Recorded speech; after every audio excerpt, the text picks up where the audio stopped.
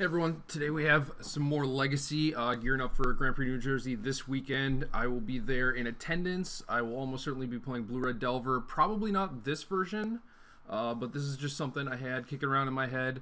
Has some stuff that I wanted to try, and I think it kind of takes away from the overall robustness of just the straight Blue-Red version, but it has some cool stuff that I definitely thought was worth trying out. So if you want more info on just the normal Blue-Red Delver deck, I have an article coming out.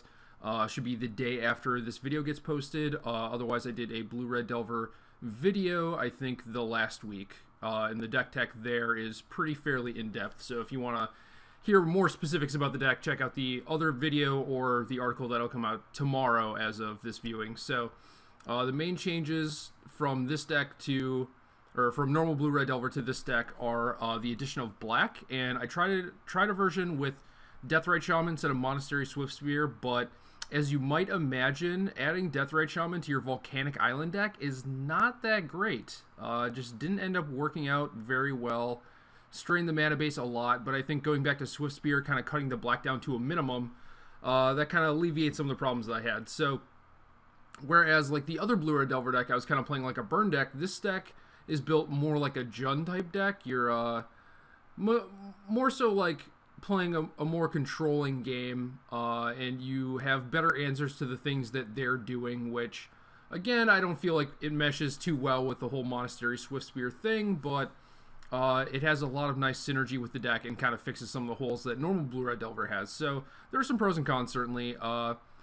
I'm going to start with this mana base. I have a Badlands, and the Mountain is kind of hotly debated at this point. Like Cedric Phillips and Patrick Sullivan were bad-mouthing the Mountain during the StarCityGames in Oakland, and that's certainly reasonable. The Mountain is not great. Drawing it in your opener is pretty bad, you know? Like, you have a bunch of blue spells, you want to play a bunch of you want all your lands to make blue, basically. But especially for this type of deck, I think like Badlands, you know, you might have like the basic island, or you have a sea or a volcanic island. You want to like double up on red sources while also having a black source. So I think the Badlands is kind of necessary, and I'm playing 17 land to kind of facilitate the you know, the more color requirements.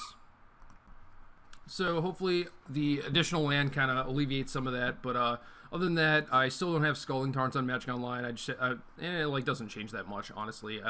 I would cut 2 Myers and 2 Strands for 4 Scalding Tarns, and that would make the mana base slightly better, but overall it's probably not going to be that big of a deal. I just have some Flooded Strands that can't fetch Badlands and a couple Bloodstained Myers that can't fetch Islands, so not really a big deal there. But for the black stuff, main deck, we have a Snuff Out, a Cabal Therapy, and a Nihil Spellbomb.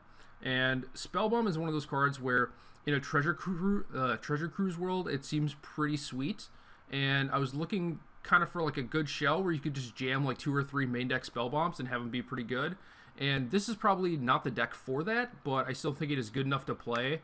And I want to see how much it affected the mirror matches, because if something like Spellbomb was actually going to give me a huge edge in the mirrors, then it might actually just be worth splashing the black for, especially since the other black cards I like a lot. Snuff Out is a card that is very good with what the deck is trying to do.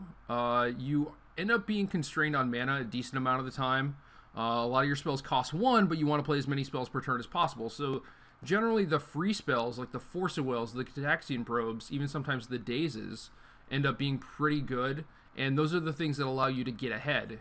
So having Snuff Out, something that also costs 0 mana at least, is generally pretty good. And I also found myself to have sort of a Tarmogoyf problem. So both Nihil Spellbomb and Snuff Out kind of can team up to alleviate that problem a little bit. And like Tarmogoyf versus Young Pyromancer generally wins that fight. Is just when Tarmogoyf is backed up by removal or other sorts of disruption, then it becomes kind of tough. So overall, you know, I've certainly beaten it, but there are decks like Shardless Sultai, for example, where Tarmogoyf backed up by things like Golgari Charm, Knight of Souls Betrayal, just like all those cards, it can be really tough to beat. So Snuff Out is pretty cool. I like what it does for the deck, gives you an answer to bigger creatures. Since this deck is a little bit slower, I have Fork Bolts instead of the Chain Lightnings. I'm not really a burn deck. I'm just looking to establish board control and then like win with Treasure Cruise and Pyromancer and stuff. So The one therapy is like my Spell Pierce or my main deck Pyroblast type of thing, where It is there to give you additional disruption, and it isn't great against everything, but when you have Gitaxian Probe, it makes resolving Cabal Therapy a lot easier. And that's like pretty obvious, but it's like if you have a 4-to-1 ratio on Probe versus Therapy, it's very rare that you're going to be therapying blind, especially, people have things like Delver and Stoneforge Mystic or like Counterbalance where they just end up revealing cards in their hand just kind of like incidentally as a part of what their deck does. So having one Therapy is generally always pretty nice. It's just like kind of like a Thoughtseize that also has flashbacks. So when you start boarding in multiples, then you have to take some gambles and like try and figure out what your opponent has and stuff. But overall, I've been very happy with the one Therapy. I could definitely see having a second one main in a similar deck like this, but since, like the early turns are very important, and like you sit down run one of a Legacy tournament, you don't know what your opponent's playing, and it's tough to just, draw this hand with like 2 Cabal Therapies, and you're just like, well, do I have to wait until like turn 3 to cast this or whatever until I have a better idea of what they're trying to do? So if you play them in small enough numbers, hopefully they show up in a ratio where like you have enough Gitaxian Probes where you get to figure out what they're doing.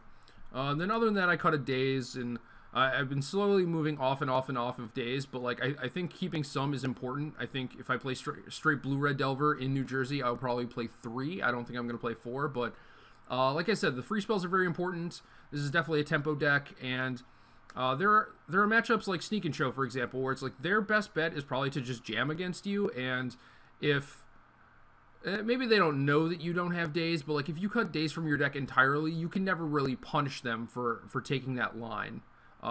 Sometimes they have hands where it can be better for them to wait.